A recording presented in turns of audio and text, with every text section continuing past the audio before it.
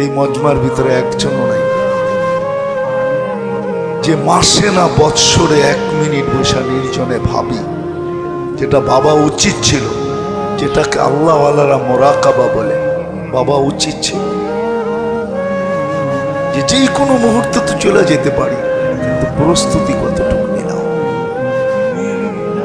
দাঁড়াইতে হতে হবে আল্লাহর সামনে। কিন্তু এই চেহারা নিয়ে কি করে দাঁড়াবো? 1 মিনিটের জন্য তো বৎসরে ভাবি না, রাগ হয়ে গেলে হতে পারতো এই ভাবনা আমার ভিতরে বিকাশ ঘটায় দিত। বিকাশ আবার মনে করেন না টাকা পাঠানো, আসলে বিকাশ তো ছিল ওইখানে, এটা এখন উল্টা জায়গায় সেট হয়ে গেছে। যেমন করোনার আগে আমরা শুনতাম নেগেটিভ ভালো, পজিটিভ খারাপ, করোনা এসে উল্টায় দিছে, নেগেটিভ ভালো, পজিটিভ খারাপ। নেগেটিভ আগে তো শুনতাম নেগেটিভ কি খারাপ, পজিটিভ, করোনা এসে উল্টায় দিছে না। এখন বিকাশ টাকার ওইখানে চলে গেছে, টাকা পাঠানোর ওইখানে বিকাশ চলে গেছে। আসলে বিকাশ শব্দটা ছিল ভাবনার জায়গায়, মানুষ যখন ভাবে তো তার ভিতরে বিকাশ ঘটে। আমরা যদি 1 মিনিটের জন্য ভাবতাম তাহলে বিকাশ ঘটত। আমি 2-1টা উদাহরণ আপনাদেরকে দেখাই, সত্য এটাই। ইব্রাহিম ইবনে আদহাম রহমতুল্লাহ আলাইহি, উনি আল্লাহওয়ালা ছিলেন, কিন্তু আগে উনি আল্লাহওয়ালা ছিলেন না, উনি বলখের বাদশাহ ছিলেন। বলখ যেমন আমাদের বিক্রমপুর, বিক্রমপুর কিন্তু মুন্সিগঞ্জের একটা এলাকার নাম। ওইখানে রাজাকে রাজা বীর বিক্রম বলতো, তার নামে বিক্রমপুর। জানেন না? জানেন না? হ্যাঁ, রাজা বীর বিক্রমের নামে হলো বিক্রমপুর। ছোট একটা এলাকা, ইরাকের একটা এলাকার নাম বলখ, ওইখানের বাদশাহ ছিলেন ইব্রাহিম ইবনে আদহাম রহমতুল্লাহ আলাইহি। গভীর রাত্রে দেখতেছেন ওনার রাজপ্রাসাদের ছাদে জানি কার চলার আওয়াজ। উনি প্রহরীকে পাঠাইছেন, আমার ছাদে কে চলে এই রাত্রে, কে আসলো? তো যা দেখে, হ্যাঁ একজন হাঁটতেছে, বলছে তোমাকে রাজা মশাই ডাকে। তো নিচে আসছে, তুমি ছাদে কি করে গেলে? গেলাম কি করে ওটা তো বিষয় না, কেন গেলাম ওটা জিজ্ঞাসা করো। বলে কেন গেলে? আমার উট হারায় গেছে, আমার উট হারায় গেছে, আমি উট তালাশ করতে আসছি। মাথা ঠিক আছে, উট তালাশ করবে তুমি জঙ্গলে, উট তালাশ করবে মরুতে, উট রাজপ্রাসাদের ছাদে কি করে আসলো? আমার মাথা নষ্ট হয় না, আপনারটাও নষ্ট। বলে কি কইরা? প্রতাপশালী থাকলো আদব বলা ছিল, কি কইরা? কি কইরা? আমি যদি ছাদে উট টুকায় না পাই তো আপনার রাজপ্রাসাদে বসে আল্লাহ পাবেন কি করে? আমাকে বোঝা। এক কথা বলতে দেরি, জীবন চেঞ্জ হতে দেরি হয় না, বিকাশ ঘটে গেছে, বুঝা গেছে। সকালে ছাড়ছে, জঙ্গলে চলে গেছে, বাকি জীবন জঙ্গলে কাটায় গেছে। আজকে যত আল্লাহওয়ালারা আছে, যত দিনদার মুসলমান আছে, ইব্রাহিম ইবনে আদহামের নাম নিতে দেরি, রহমতুল্লাহ আলাইহি বলতে দেরি। মানুষ মানুষ হিসাবে অস্তিত্ব নিলে মানুষ হয় না, নিজেকে মানুষের মতো মানুষ। ফুল ফুল বটে, কিন্তু ফুটার পরে যতক্ষণ পর্যন্ত না ফোটে, কেউ ফুলও বলে না, কলি বলে, ফুলও বলে না, আকর্ষিত হয় না, আকর্ষণের পাত্র হয় না, আর কেউ তার দিকে আকর্ষিত হয় না। টাকা দিয়ে কেউ কোনোদিন এটাকে কিনে না। সত্য তো বুঝাইতে পারলাম? ফুল যতক্ষণ না ফুটবে, যত দামি ফুল হোক না কেন, যদি কলিতে থেকে গেল তাহলে কেউ না আকর্ষিত হবে, না ফুল নিজে আকর্ষণের পাত্র হবে, না কেউ টাকা দিয়ে কিনবে, বলবে এটা ফোটে নাই। কলির ভিতরেই আছে, না এটার ভিতরে কালার হবে, না এটার ভিতরে ঘ্রাণ হবে। কেননা ফুল যতক্ষণ পর্যন্ত না ফোটে তার কালারেরও বিকাশ ঘটে না, তার ঘ্রাণেরও বিকাশ ঘটে না। মানুষ যতক্ষণ পর্যন্ত মানুষ না। আমি বুঝাইতে পারতেছি কিনা জানি না। মানুষ হিসাবে জন্ম নিলেই মানুষ হয় না, নিজেকে মানুষের মতো মানুষ বানাইতে হয়। যেন সৃষ্টি তো সৃষ্টি, আল্লাহ রসুল পর্যন্ত তার দিকে, আল্লাহ এবং রসুলের কাছেও সে আকর্ষণের পাত্র। সৃষ্টি তো সৃষ্টি, সৃষ্টির কাছে তো আকর্ষণের পাত্র হবেই। আল্লাহ রসুলের কাছেও সে আকর্ষণের পাত্র হবে। আমাদেরকে ছোট একটা সময় দিয়া ভালোবাসার এতগুলা চাদর আমাদেরকে চড়ায়া, ছোট একটা বয়স, কাঠ ছাটের পরে ছোট একটা বয়স, সামান্য ছোট একটা বয়স আল্লাহ আমাদেরকে দিয়েছেন। এত ভালোবাসা দিয়া শুধু এই জন্য যে প্রত্যেকে যেন আমরা মানুষের মতো মানুষ হয়ে যাই। কিয়ামতের দিন যেন আল্লাহর পক্ষে ডান পাশে সাক্ষী হিসাবে দাঁড়াইতে পারে। আমাদের নবীজিকে যেন কিয়ামতের দিন এই কথা বলতে না হয়, যিনি ভালোবাসা, হ্যাঁ হ্যাঁ এটা তো আল্লাহর কথা বলতেছিলাম। রসুল আমাদেরকে কতটুকু ভালোবাসে আমরা জানি না, কতটুকু ভালোবাসে, উম্মতকে কতটুকু ভালোবাসে। আলোচ্য বিষয়কে আমি ঘুরায়ও নিয়ে যেতে পারতাম, কিন্তু আমি ঘুরায় নিয়ে যেতেছি না। আমি প্রশ্ন করতে পারতাম আপনাদেরকে যে আল্লাহ তো আমাদেরকে ভালোবাসে, আমরা কতটুকু বাসি। আমি ওইদিকে যাব না, কথা লম্বা হয়ে যাবে। আল্লাহ আমাদেরকে ভালোবাসে, কতটুকু ভালোবাসেন জানেন?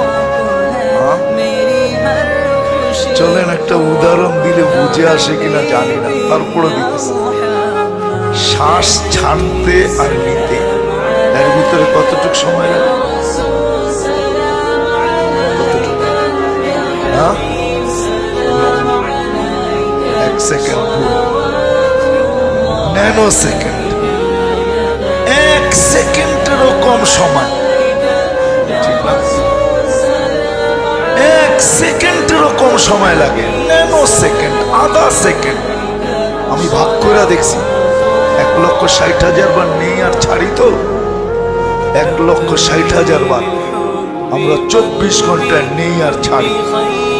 ওটাকে হিসাব দিলে আধা সেকেন্ডের মতো হয়, একটু বেশি হইতে পারে, আধা সেকেন্ড। কেননা 86,400 সেকেন্ডে 24 ঘন্টা হয়। আধা সেকেন্ড নিলাম পিওর, ছাড়লাম আর নেওয়ার ভিতরে আমি দেখাইতেছি ছাড়ছি। যেটা ছাড়ছি সেটা কি? দূষিত, ঠিক না? বিষ, ঠিক না? দেহের জন্য কি বিষ, ঠিক না? ছাড়লাম, আবার আধা সেকেন্ডের ভিতরে নিতেছি। নিতেছি কোনটা? এই যে ছাড়লাম আর সাথে সাথেই নিতেছি, আধা সেকেন্ড। এটাকে ডিস্টেন্স বলা যায় না, দূরত্ব বলা যায় না। ছাড়লাম আর সাথে সাথে নিলাম, এতটুক সময়ের ভিতরে এই বিষটাকে পিওর করা আবার আমার নাকের ভিতরে কে দিতেছে? আমি মনে হয় বাবাইতে পারি না। কতটুকু ভালোবাসা হইলে, এটা কিন্তু একটা মাত্রা বোঝায় যে কতটুকু ভালোবাসা হইলে আধা সেকেন্ডের ভিতরে আমি ছাড়লাম দূষিত, ওটাকে আবার টেকনোলজি দিয়ে পিওর করলেন, কুদরতি টেকনোলজি দিয়ে পিওর করলেন। আপনি যদি বলেন ওটা গাছে নিয়ে গেছে, গাছ আমাদেরকে পিওরটা দিছে, তাইলে আপনি যেখানে বসে আছেন ওইখান থেকে গাছের দূরত্ব কতটুকু? কে নিয়ে গেল? এই আপনারটা ওইখানে কে নিল, ওইখানেরটা এইখানে কে আনলো? এত শর্ট সময়ের ভিতরে কিভাবে হইল? চলেন আরেকটা যুক্তি দিই, আমারটা মানলে সহজ ছিল আপনাদের। আপনাদেরকে বেঁচে ফেলাইতেছি। আমি সাহারা মরুভূমি 3 বার দেখছি, 3 বার, A to Z। সাহারা মরুভূমিতে গাছ কোথায়? ওখানে তো লক্ষ লক্ষ মানুষ বাস করে, 2-1 জন তো না। সাহারা তো শুরু হয়েছে মিশর থেকে। মিশর, টিউনিসিয়া, জাজায়ের, মরক্কো, মরিতানিয়া, মালি, একবারে আটলান্টিকের পারে যায় সাহারা মরুভূমি শ্বাস নিছে। 4 থেকে 4,500-এর উপরে লম্বা সাহারা মরুভূমি। আমি 3 বার দেখছি, 3 বার না দেখা বলি না। ওই মরুভূমির বুকের উপর দিয়ে আমি চলে গেছি। আমি জানি এখানে কত লোক আছে। ওদের অক্সিজেনটা কোন গাছে নেয় আর কোন গাছে দেয় আমারে বোঝা। তাহলে আমারটা মাইনা নেন। আল্লাহ তার কুদরতি টেকনোলজি দিয়া কতটুকু ভালোবাসে। আরে আল্লাহ কতটুকু ভালোবাসে আমাদেরকে, এতটুকু আল্লাহ সহ্য করেন না যে এইখান থেকে গাছ নেওয়া যাবে, আবার পিউরটা আমাকে দিবে, এতক্ষণ পর্যন্ত আমি টানা বন্ধ করে বসে থাকবো, আমার কষ্ট হবে, এতটুকু আল্লাহ সহ্য করেন। বান্দাকে ভালোবাসেন, এই জন্য সহজ কথা হলো, আমি আরেকটা যুক্তি দিয়া বুঝাই। বিজ্ঞান তো বলে হার্ট চলে বাল্ব দিয়া, ঠিক না? কি দিয়া? আচ্ছা, আপনারা তো বরগুনা শহরের লোক, আমার পিছনে ডান দিকে সব বরগুনার পিতারা বসে আছে, অভিভাবকরা বসে আছে। বলেন তো বাল্ব চলে কি দিয়া? বাল্ব কি দিয়া চলে? WHO কি বলে? উনি তো ওনারও স্যার, উনিও শিক্ষিত। বলেন আপনারা, আমার পিছনে মেডিকেল, জিজ্ঞেস করেন বাল্ব কি দিয়া চলে? তো প্রথমটাই বলেন যে হার্ট কুদরত দিয়া চলে। আল্লাহ বলে দিয়েছেন, আলা ইন্না কলবি ইবনে আদম মালাইকাতুম মুআক্কালা, তোমাদের হার্টের উপরে আমি একজন ফেরেশতা নির্ধারণ করছি যে হার্টকে 5 করে 5। ছোটবেলা আমরা দেখছি যখন ইলেকট্রনিক হরেন আসে নাই, তখন হাতের পাঞ্চিং হরেন ছিল। এইখানেও যখন কাঠের বটির লঞ্চগুলো আসতো, তোরা হাতে হরেন বাজাইতো, প প প প। মনে হয় দেখে নাই, বুঝছেন না? হার্ট ফেরেশতা 5 করে 5, এইভাবে 5 করে এইভাবে রক্ত বাহির হয়ে যায়, ছেড়া দেয়, আবার টাইনা নিয়ে আল্লাহ ফেরেশতা দিয়া চালা। প্রত্যেকটা বডি ফেরেশতা দিয়া চালা, অঙ্গগুলা ফেরেশতা দিয়া পরিচালিত হয়। ওই আল্লাহ যে মানুষকে এতটুকু ভালোবাসে, এতটুকু কষ্ট দিতে চান না, যে সাথে সাথে ছাড়লো আর সাথে সাথে নিল, আধা সেকেন্ডেরও ব্যাপার, কিন্তু আল্লাহ আধা সেকেন্ডের ভিতরে কুদরত দিয়া ওটাকে রিফাইন করে। আচ্ছা, আপনি যদি বলবেন আমি বিজ্ঞানের সাথে তর্ক করতেছি না, আমি পূজার জন্য বলতেছি, বলেন তো এই বাহ্যিক প্রকৃতি আগে না আমরা আগে? না না, বল, আল্লাহ আগে বানাইছেন, তারপরে পাঠাইছেন। আমরা আসার পরে কি বরগুনার নদী কাটছে আল্লাহ? বঙ্গোপসাগর, এগুলো সব সাজাইছেন। বাহ্যিক প্রাকৃতিকে আল্লাহ সাজায়া, সব কিছু দিয়ে সাজায়া আমাদেরকে তারপরে পাঠাইছেন। আচ্ছা, যদি আপনি বলেন আমাদের অক্সিজেনটা গাছ নিয়ে নেয় আর সে আমাদেরকে পিওর অক্সিজেন নেয়, আমরা যতদিন আসি নাই অতদিন গাছ অক্সিজেন পাইল করতে জানা মুখে? বুঝান, তর্ক বিতর্ক না, বুঝানোর জন্য বলতেছে আল্লাহ ভালোবাসা। এই জন্য মানুষ হিসাবে অস্তিত্ব, নিজেকে মানুষের মতো মানুষ বানাইতে হয়, যেন সৃষ্টি তার দিকে আকর্ষিত হয়।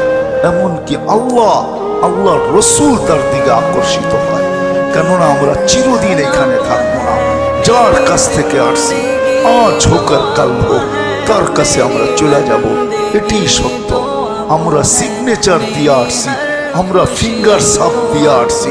কোরআন এটাই বলে, কোরআন এটাই বলে তুমি সিগনেচার দিয়ে আসছো, তোমার সিগনেচার আমি রাইখা দিছি, তোমাকে সিগনেচার আমি মিলাই দিব। আলাস্তু বিরাব্বিকুম ক্বালু বালা, আমরা সিগনেচার দিয়ে আসছি যে আপনি আমাদের রব। আবার ফিঙ্গার সাপও আল্লাহ রাইখা দিয়েছেন। আয়াহসাবুল ইনসানু আয়াহসাবুল ইনসানু আন নাজমা ইযামা বালা কাদিরিনা আলা আন নুসাফিয়া বানানা। আল্লাহ বলে তোমার ফিঙ্গার আমি রাইখা দিছি, কিয়ামতের দিন তোমার ফিঙ্গার তোমাকে আমি মিলাই দেব। বাঁচার কোন সুযোগ, নিজেকে মানুষের মতো মানুষ গড়া যেতে হবে। এখানে কয়দিন? 60-70 বছর। 60-70 বছরই তো থাকবো, এর বেশি থাকতে পারবো না। আল্লাহকে মানি আর না মানি, আল্লাহর কাছে ফিরতে হবে, এটাই চিরসত্য। আজ হোক আর কাল হোক, আল্লাহর কাছে ফিরা যেতে হবে।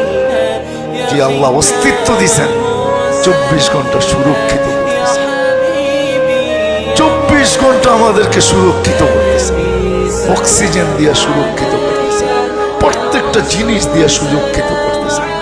ওই আল্লাহর কাছে ফিরা দিতে হবে। ওই আল্লাহর দাবি, তোমাকে মানুষ হিসাবে আমি, দেহগত ভাবে তোমাকে আমি মানুষ হিসাবে অস্তিত্ব দিছি, তুমি আত্মাগত ভাবে, ভিতরগত ভাবে, বাস্তবগত ভাবে তুমি মানুষ হয়ে আমার কাছে আসো, যেন সমগ্র সৃষ্টি তোমাকে সালাম দেয়। এমনকি আমি আল্লাহ তোমাকে সালামের মালা পড়াই। সালাম কওলাম মির রব্বির রহিম, কোরআনে এটাই বলে আল্লাহ সালামের মালা পড়াবে, সমগ্র সৃষ্টি যেন সালাম দেয়। বাস্তব সত্য এটি। যারাই নিজেকে মানুষের মতো মানুষ বানাইছে, বেলাল কৃতদাস ছিল বটে, কিন্তু নিজেকে মানুষের মতো মানুষ বানাইছেন বিদায় জমিনে চললে জান্নাতে কদমে। নবীর কাছ থেকে দূরে সরে গেলে স্বপ্নে যায় ডাইকা নিয়ে আসতে। ফেরাউনের কৃতদাসীর কবর থেকে এখনো সুবেরাত বাহির হয়। রাবেয়ার নামটা এখনো আমাদের মনে মনে লেখা আছে। রাবেয়া বস্তির নাম 1000 বছর আগে রাবেয়া চলে গেছে। একটা মহিলাই তো, কোনো পুরুষ তো না, কৃতদাসী তো ছিল, কোনো রানী তো ছিল না। বাড়িটা তো আমি 6 বার দেখে আসছি। রাবেয়ার বাড়ি তো আমি 6 বার দেখছি। বেলাল রাদিয়াল্লাহু তাআলার বাড়ি তো আমি 6 বার দেখছি। আমি তো দেখে আপনাদেরকে বলতেছি, কৃতদাসী তো ছিল, কৃতদাসী তো ছিল। ফেরাউনের কৃতদাসী তো ছিল। ফেরাউন তো কোনো বুজুর্গ ব্যক্তি ছিল।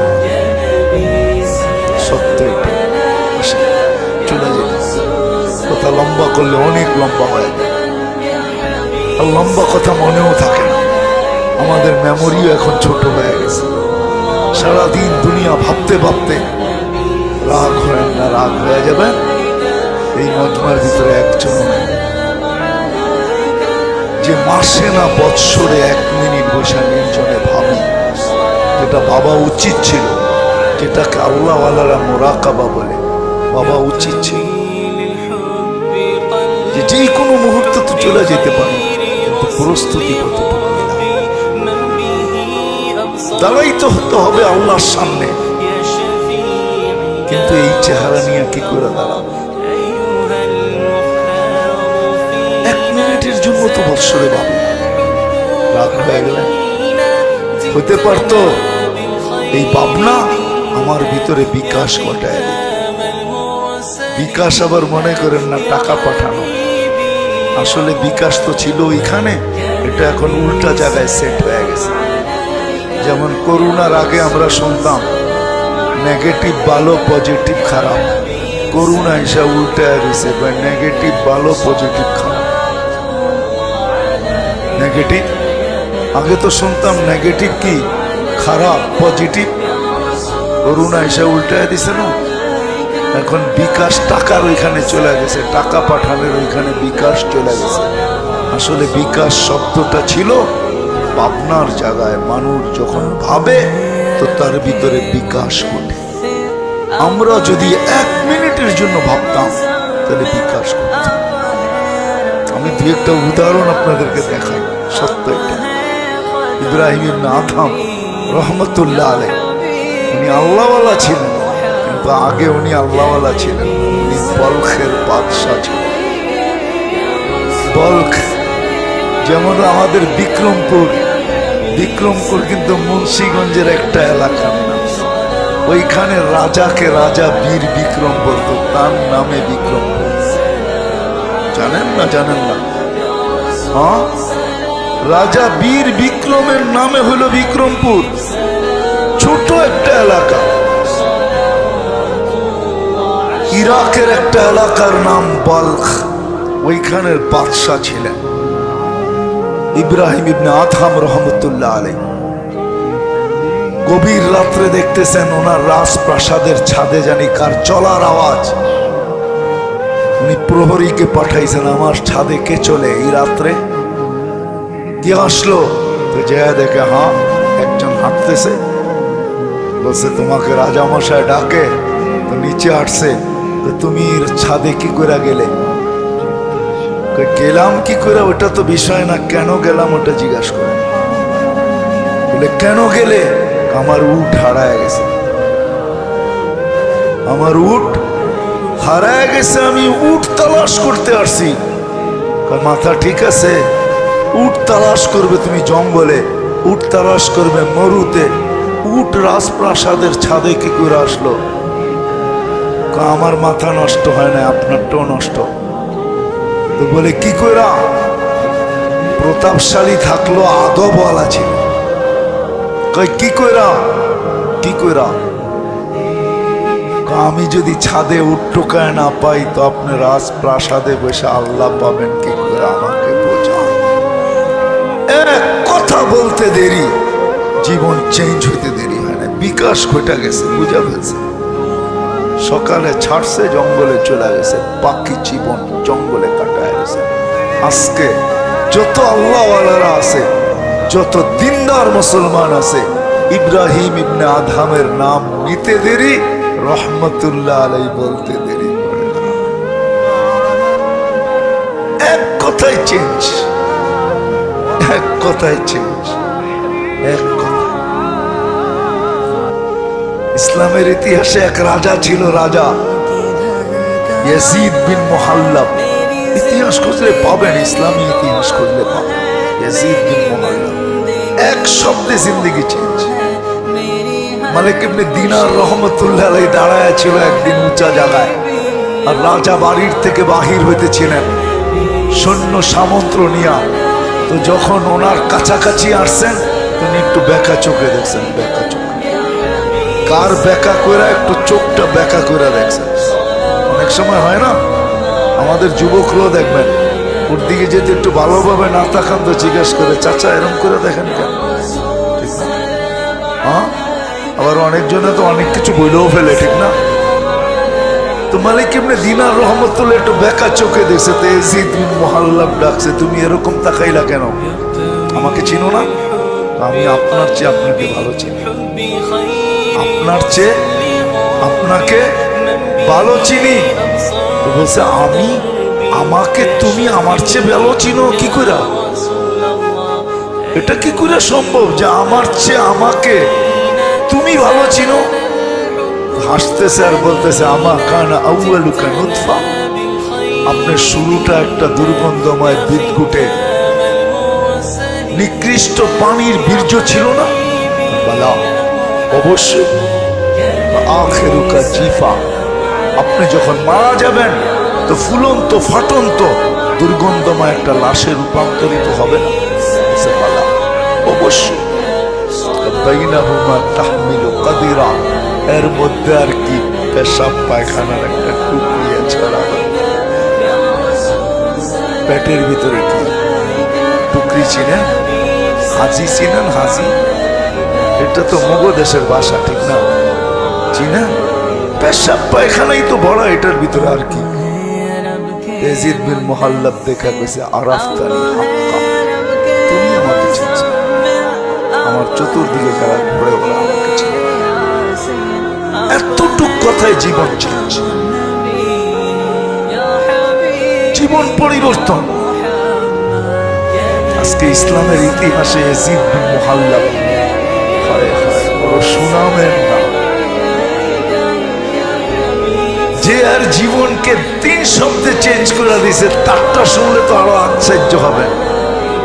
মালিক ইবনে দিনার রহমতুল্লাহ আলাইহি ওলি ছিল না, দিনার ইবনে দিনার, আল্লাহ তাকে টাকার পাহাড় দিয়েছিল, পাহাড়, সোনার টাকা। ওই যুগে দিনার সোনার টাকা ছিল। এক সময়